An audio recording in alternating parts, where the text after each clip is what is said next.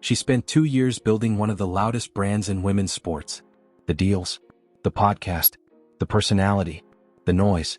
And then, in a single recorded conversation, a Hall of Famer walked into her house and quietly took the whole thing apart. No shouting, no Twitter beef, no press conference, just facts, delivered calmly, on camera, to her face. And now everyone's talking about it. Let's rewind, because to understand what happened between Lisa Leslie and Angel Reese, you have to understand who Angel Reese actually is. Not the version she sells on Instagram. The real version. The version the stat sheet tells. How was practice? Good. What, give us a highlight. Something that was fun? I don't know, everything was fun today. We had a good time. It's always good to see familiar faces. There were some really great vets here that was on, obviously, the team for the 2026 team in Paris. Reese came into the WNBA with more hype than almost any player in recent memory. And that's not an insult, that's just the truth. The Bayou Barbie nickname was already national. The LSU championship run was historic. The photo was everywhere. She had Reebok behind her, a podcast already in motion, and a social following that most veteran players could only dream of. Before she played a single professional minute, Angel Reese was already a brand. That's rare. And it matters. Because the brand made promises that the basketball had to keep. Here's the thing about entering a league the way she did, with that level of visibility, that level of noise, the margin for error basically disappears. When you're that loud coming in, people are watching everything. Every game, every shot, every box score. And the moment the production doesn't match the profile, the gap becomes the story. In Reese's case, that gap opened up fast. Her rookie season field goal percentage landed at 39.1%. Now, for context, that's not a number that gets quietly buried in the footnotes. That's a number that tells you something structural is off. Especially for a post player, a big woman whose entire offensive game is built around proximity to the basket. You're not spotting up from three. You're not pulling up from mid-range. Your job literally is to catch the ball close to the rim and finish. And she was converting on less than 4 out of every 10 attempts. The shot chart didn't lie. Shots inside 5 feet, below 50%. Shots from 5 to 9 feet, 13%. 13. That number got passed around basketball Twitter like a rumor that turned out to be true. And then came the layups. Not one missed layup. Not a bad game. A pattern. Documented. Clipped. Uploaded. Replayed. The kind of pattern that becomes a meme before the final buzzer sounds. Announcers reacted in real time, not with frustration, not with analysis, but with laughter. Actual audible laughter on live broadcast. The clips spread. People who don't even follow the WNBA were watching them. That's when you know something has crossed from basketball conversation into cultural moment. Meanwhile, the Chicago Sky, Reese's team, were struggling at the gate. Attendance rankings that would have been hard to predict given how much noise surrounded her arrival. And no playoff appearances. Back-to-back seasons, no postseason. For a team that had previously known winning, that was hard to ignore. But Reese wasn't ignoring anything. She was doubling down. She started making comparisons. Big ones. The kind that don't leave a lot of room for error. She invoked Michael Jordan, not as an inspiration, not as a reference point, but as a peer. A measuring stick. She positioned herself in that conversation out loud, publicly, with full confidence. And that's where the story really starts. Because when you say something like that, when you put yourself in the same sentence as a man who shot over 50% from the field for his entire career, who won 6 championships, who is arguably the most technically complete offensive player the sport has ever seen, you are not just making a bold claim. You are handing every critic a ruler. And people measured. Now here's what makes this specific story different from just another sports debate. This didn't end with a hot take from an analyst. It didn't stay in the comments section. The response came from somewhere more significant, and it came from inside Reese's own world. Lisa Leslie. 2 championships. 3 MVPs. 4 Olympic gold medals. The woman who defined what a dominant big could look like in the WNBA for over a decade. Not a commentator. Not a fan. A player. The kind of player who didn't just understand post footwork and rim finishing in theory, she ran it against the best defenders in the world repeatedly at the highest level the sport had to offer. And she didn't go on ESPN to respond. She didn't tweet anything. She didn't do a separate sit-down interview. She showed up on Angel Reese's podcast. Reese's show. Reese's microphone. Reese's platform. And what she said next is why we're all still talking about it. Think about the setup for a second. You host a podcast. You invite a legend onto your show. You've built this platform specifically to control your own narrative, your words, your framing, your image. The whole point of owning your own microphone is that nobody can put words in your mouth and nobody can catch you off guard. Except Lisa Leslie just did exactly that. Politely, professionally, and completely. Before we get into what Leslie actually said, let's establish something that the internet tends to gloss over whenever this conversation comes up. Lisa Leslie is not someone you dismiss. She is not a nostalgic name from a league nobody watched. She is the standard. The actual architectural blueprint for what a 6 feet 3 inches post player is supposed to look like in women's basketball. 2 WNBA championships. 3 league MVP awards. 4 Olympic gold medals. 4. She was the first player in WNBA history to dunk in a game. Not the first woman to attempt it. The first to do it. In a real game. Against real defenders. When Lisa Leslie talks about how a big woman should operate near the basket, she is not speculating. She is not offering theory. She is translating lived, decorated, Hall of Fame certified experience into language the rest of us can understand. That distinction matters enormously when you understand what she chose to say. So Reese brings her on. And the conversation starts warmly, because Leslie is not a villain in this story. She's genuinely supportive of the WNBA's growth, genuinely complimentary of Reese's defensive intensity, her rebounding instincts, her ball handling improvements. She said real, specific, positive things. This wasn't an ambush dressed up as a podcast episode. But then Leslie shifted. She told Reese directly that the biggest piece of advice she had for her, the single most important thing she wanted her to hear, was about her layups. Not her post moves in general. Not her conditioning. Not her mental approach to big moments. Her layups. The most fundamental, most practiced, most expected skill for a player of her size and position. The thing that is supposed to be automatic. The thing that is supposed to happen without thinking. That was the #1 note. From a Hall of Famer. On the record. In front of every listener tuned in. Now pay attention to the word Leslie used. She called it fixable. On the surface, that sounds like encouragement. And in one sense, it genuinely is. She's not writing Reese off, not saying the deficiency is permanent, not closing the door. She's saying the problem has a solution. But here's what fixable also means. It means the problem is confirmed. It means the problem is significant enough that a 2-time champion, sitting across from you, chose it as the centerpiece of her entire message. Out of everything she could have emphasized, mindset, leadership, veteran presence, she led with the layups. When someone at that level of credibility calls something fixable, they're not minimizing it. They're diagnosing it. And a diagnosis from Lisa Leslie carries a very different weight than a hot take from a YouTube channel or a frustrated fan in the comments section. This was a Hall of Famer putting her name on the assessment. Publicly. Permanently. And the context makes it even more striking. Leslie praised Reese's defensive pressure. She loved the rebounding aggression, that signature, relentless, physical style that has defined Reese since college. She acknowledged the real improvements in her perimeter game. These weren't throwaway compliments designed to soften a blow. They were specific, genuine observations from someone who has watched basketball at the highest level her entire adult life. Which means when she pivoted to the layups, it landed harder. Because it came after real praise. It wasn't a dismissal. It was a surgical evaluation. Here's what's working, here's what isn't, here's what you need to fix. That's not a takedown. That's something rarer and more uncomfortable. That's an honest mentor telling you the truth you've been surrounded by too many yes people to hear. Here's the part that the internet keeps circling back to.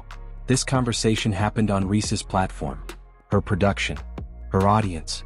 And still, Leslie said what she said without hesitation, without softening, without burying the point in enough compliments that it disappears. That takes a specific kind of confidence.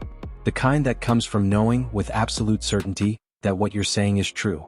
Leslie didn't need to protect herself from the moment. She's already in the Hall of Fame. She already has the rings. She already has the legacy locked in. She had nothing to gain from telling Angel Reese the comfortable version of the truth. So she didn't.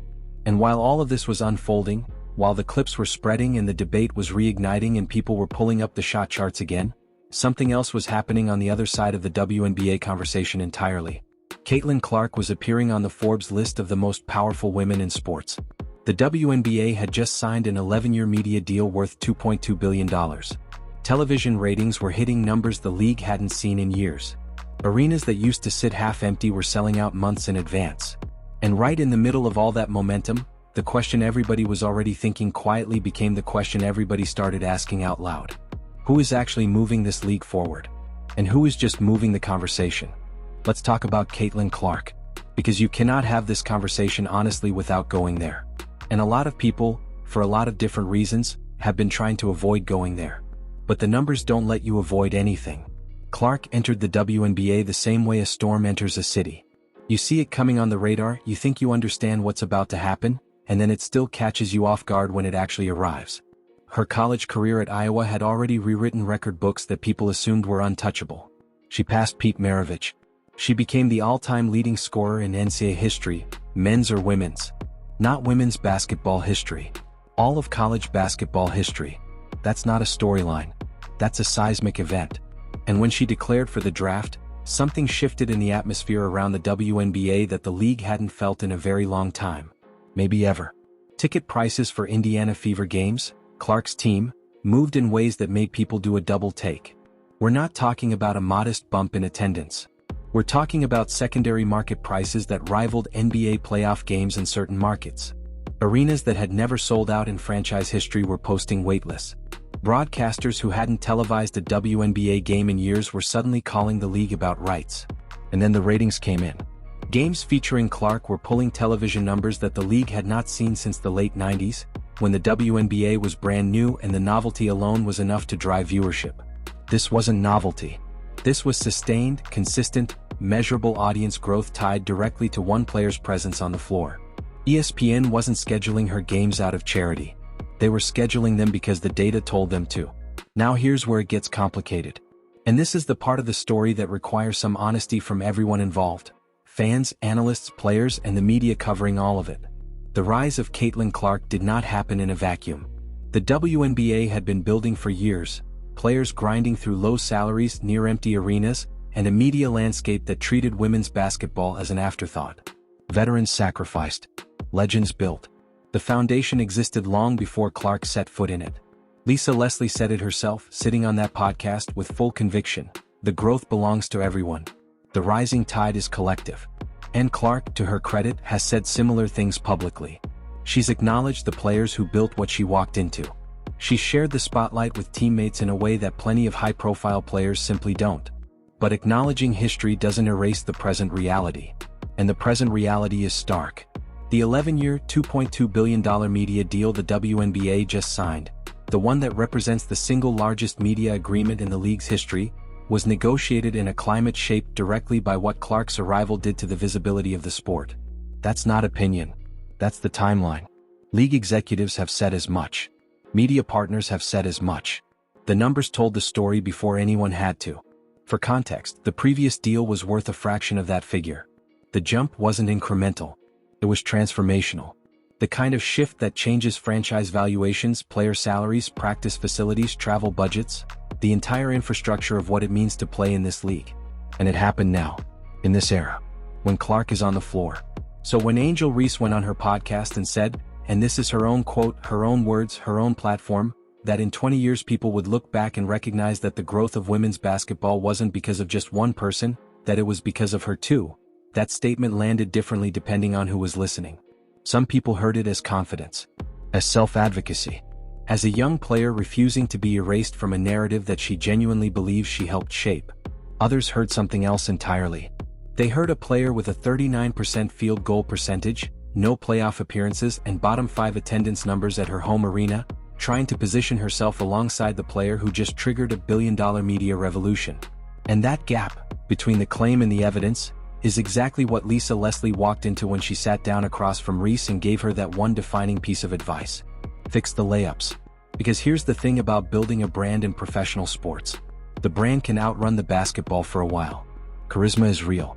Personality is real. Cultural presence is real. Reese has all of those things genuinely. The Reebok deal didn't happen by accident.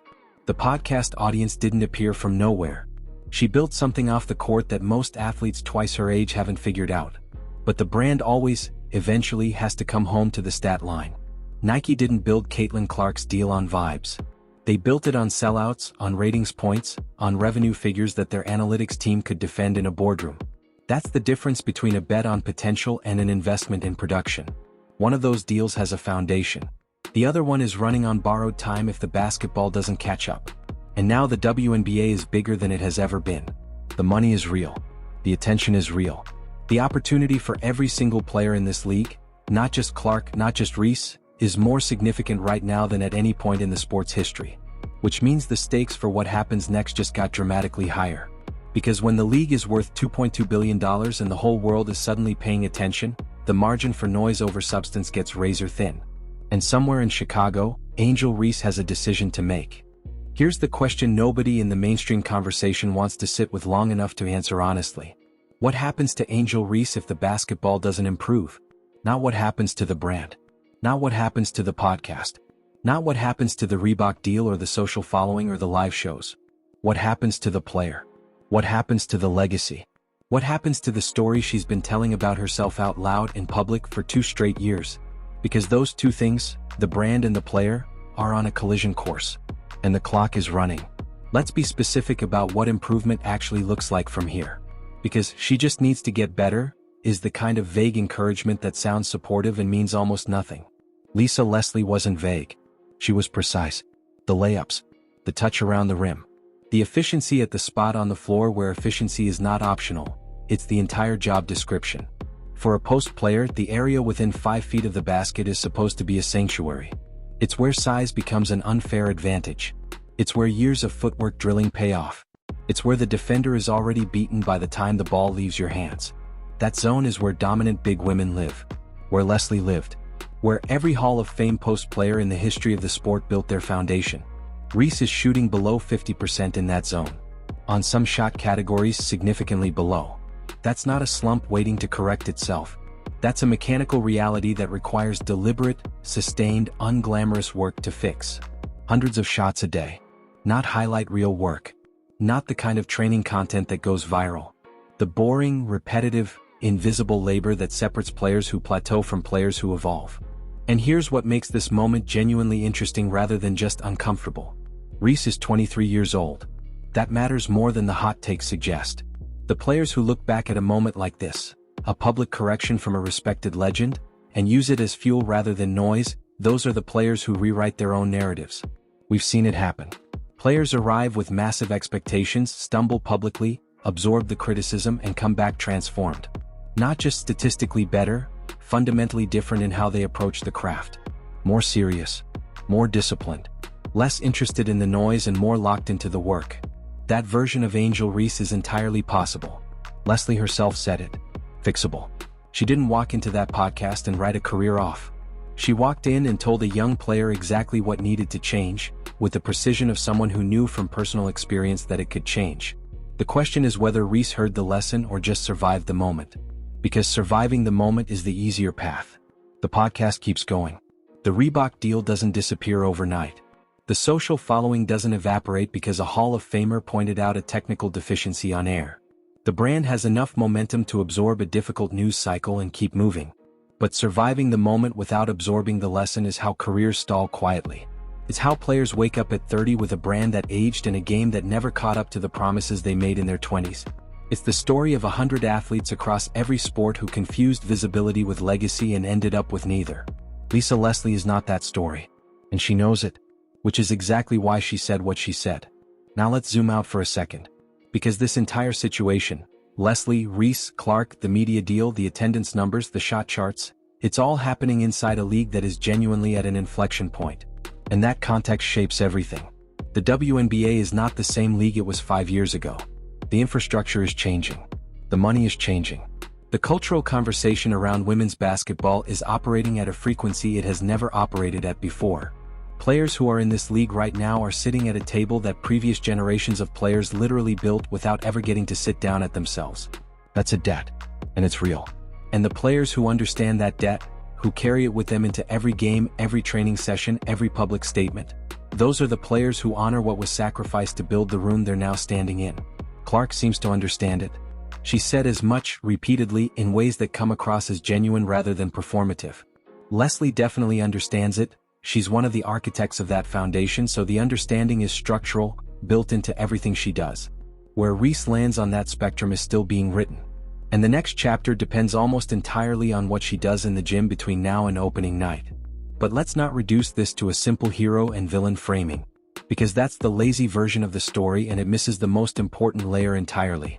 Angel Reese did something real when she came into this league. The attention she brought, the conversation she ignited, the cultural crossover she represented, those things have value. Real measurable value. The WNBA benefited from her visibility in ways that don't always show up cleanly in a box score. The problem isn't that she built a brand. The problem is that the brand started making claims the game couldn't back up. And in professional sports, eventually the game always gets the final word. Not the podcast. Not the press release. Not the Forbes feature or the signature shoe or the sold-out live show. The game. And right now the game is waiting. The 2025 season is coming. The arenas are going to fill up, because the league is bigger now, because the deal is signed, because the moment is real. Every player in the WNBA is going to step onto a larger stage than the one they left behind last season. For some players, that stage is an opportunity. For others, it's an exposure. Which one it becomes for Angel Reese depends on one thing. Not the brand. Not the endorsements. Not the narrative she's been carefully constructing for 2 years on her own microphone. It depends on whether she fixed the layups. There's a version of this story that ends cleanly. Angel Reese spends the off-season doing exactly what Lisa Leslie told her to do. She puts up the reps, she fixes the mechanics. She comes back in 2025 with a field goal percentage that finally matches the size of her personality. The brand and the basketball align. The narrative resolves itself neatly. That version is possible. But it's not the version that history usually writes. History usually writes the Messier version. The one where pride and pressure and public perception all collide at once. The one where the correction comes too late or gets ignored entirely, or gets buried under enough noise that the player never truly reckons with what needed to change. Which version are we watching unfold right now? That's the real question. Let's talk about what the 2025 season actually means in terms of stakes. Because this isn't just another year on the schedule. The entire landscape has shifted underneath everyone's feet. The new media deal doesn't just mean more money distributed across the league. It means more cameras, more broadcasts, more analysts breaking down film in real time on platforms that didn't exist 5 years ago. It means every possession, every miss, every decision near the basket is going to be dissected at a level of scrutiny that WNBA players have genuinely never experienced before. The casual fan base has expanded dramatically. And casual fans are not patient with the gap between reputation and production. They don't have the loyalty buffer that diehard supporters carry. They came in through the Clark wave, through the culture moment, through the elevated media coverage, and they're going to watch with fresh, unforgiving eyes. For a player whose weaknesses are already documented, already viral, already confirmed publicly by a Hall of Famer sitting 3 feet away from her, that level of scrutiny is either a crucible or a catastrophe. There's very little middle ground. And here's what amplifies all of it. Reese is still on the Chicago Sky. The same franchise that has posted bottom-tier attendance numbers since her arrival. The same franchise that has missed the playoffs in back-to-back seasons. The same franchise that entered this era with legitimate expectations and has not met a single postseason benchmark since she joined the roster. Team context matters in ways that individual brand building cannot paper over. You can have the loudest personal platform in the league and still be playing for an organization that isn't winning. And in professional sports, eventually, winning is the only language that fully translates. The Sky need to make the playoffs. Not as an organizational goal disconnected from Reese's individual story, as a direct validation or invalidation of whether the presence of their most visible player is actually making the team better. That's a fair standard. That's the standard every star player gets held to regardless of their Instagram following. Now let's bring Caitlin Clark back into the frame. Because the comparison, whether people are comfortable with it or not, is going to define the next 2 or 3 years of WNBA conversation. That's just the reality of how the league's narrative has been constructed.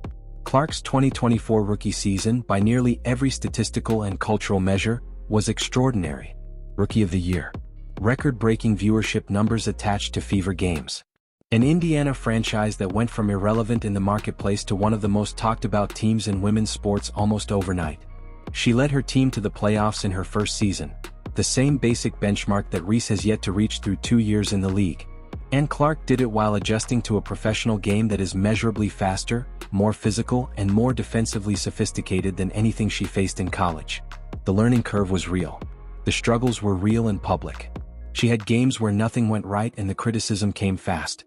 But the trajectory was unmistakably upward. And the team moved with her. That's the fundamental difference between moving a needle and moving a number. Clark moved the Indiana Fever from the bottom of the standings to the postseason in a single year. Reese moved merchandise units and podcast download counts. Both of those things have value. But only one of them has a trophy case implication. And this is not an argument that Clark is more important as a human being, or more deserving of respect as a person, or more worthy of the cultural space she occupies. That framing is reductive and it misses the point entirely. This is an argument about what professional athletes are ultimately accountable to.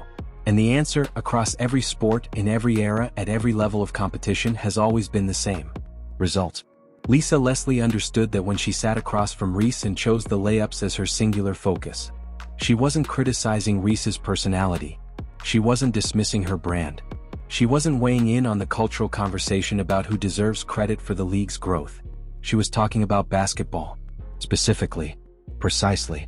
With the authority of someone who mastered every dimension of the craft she was describing. And that specificity is what made it hit the way it did. Because vague encouragement washes off. Specific, technical, credentialed correction sticks. It follows you into the gym. It sits with you during film sessions. It shows up in the back of your mind when you catch the ball in the post and feel the defender on your back and have to decide in a fraction of a second what you're going to do with it. Leslie's words are in that moment now. Whether Reese wanted them there or not. Here's the part of this story that most people aren't talking about.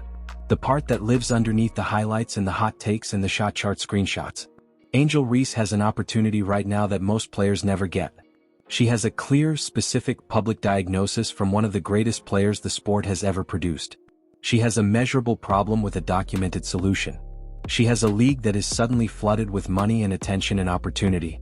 She has a platform large enough to control her own narrative if she chooses the right story to tell. All of those things are assets. Extraordinary assets. The kind that players at the end of their careers would trade almost anything to have handed to them at 23. The only question is whether she treats this moment as a starting point or a setback. Because the WNBA is not waiting. The season is coming. The cameras are coming. The scrutiny is coming. And somewhere across the league, Caitlin Clark is in a gym right now working on the things that didn't go right in year one, building on a foundation that already produced results, preparing for a sophomore season that the entire sports world is going to be watching. The gap is real. The gap is documented. The gap has a Hall of Famer signature on it now. What happens to that gap next is the story nobody has written yet. And that story starts the moment Angel Reese decides what kind of player she actually wants to be. Not what kind of brand. Not what kind of personality. Not what kind of podcast host or endorsement partner or cultural figure. What kind of player. Before we close this out, there's one more layer to this story that deserves honest examination. Because everything we've talked about, the shot charts, the layups, the media deal, the comparison to Clark, all of it exists inside a broader conversation that women's basketball has been trying to have with itself for a very long time. And that conversation is about what legacy actually means. Legacy in professional sports is one of the most misunderstood concepts in the entire industry. Players confuse it with fame. Fans confuse it with popularity. Media confuses it with narrative. And none of those things are the same as legacy. Not even close. Fame is temporary by design. It follows the news cycle, the controversy, the moment that happens to capture the cultural imagination on any given Tuesday. Popularity is a measurement of how many people are paying attention right now, which is valuable, but it evaporates the moment the attention shifts. Narrative is the story being told about you in real time, which changes depending on who's holding the microphone. Legacy is different. Legacy is what remains after all of those things have moved on. It's the thing that gets brought up 20 years later when someone is trying to explain to a younger generation why a particular player mattered. It's the answer to the question, what did you actually leave behind? Lisa Leslie's legacy is not complicated. 2 championships, 3 MVPs, 4 gold medals, the first dunk. A generation of big women who grew up watching her and understood for the first time what their body type could accomplish on a basketball court. That's a legacy with architecture, with weight, with evidence you can point to and measure. The players who built the WNBA in its early years, Leslie, Cheryl Swoops, Diana Taurasi, Sue Bird, they built their legacies the hard way. In near-empty arenas. On salaries that required overseas contracts just to make ends meet. With media coverage that treated the league as a footnote rather than a destination. They built in conditions that would have broken less committed people, and they built anyway, and the structure they constructed is the exact foundation that players like Reese and Clark are standing on right now. That context is not a guilt trip. It's a framework. It's the reason Lisa Leslie felt entitled to sit across from Angel Reese and tell her the truth. She earned that entitlement through decades of unglamorous, underpaid, underappreciated work that she did anyway because she loved the game more than she needed the validation. Now here's the uncomfortable parallel. Reese talks about legacy constantly. It's embedded in her brand language, her podcast content, her public persona. She wants to be remembered. She wants to matter. She wants the story of women's basketball's growth to have her name written clearly inside it. Those are not small or shallow ambitions. They're actually the right ambitions to have. The problem is that legacy cannot be claimed in real time. It can only be built, quietly, repetitively, through the accumulation of results that outlast the moment they happened in. Jordan didn't claim his legacy while he was playing. He built it, shot by shot, championship by championship, defensive stop by defensive stop. And when it was finished, the legacy announced itself.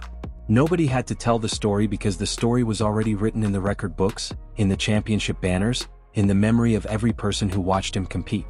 That's the version of legacy that lasts. And it starts in a completely different place than a podcast or a Reebok deal or a Jordan comparison. It starts with the layups. And this brings us back to Caitlin Clark one final time.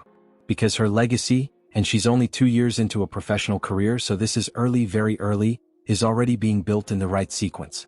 Results first. Recognition second. The Fever made the playoffs. The ratings followed. The Forbes list followed. The media deal accelerated. The recognition came as a consequence of production, not as a substitute for it.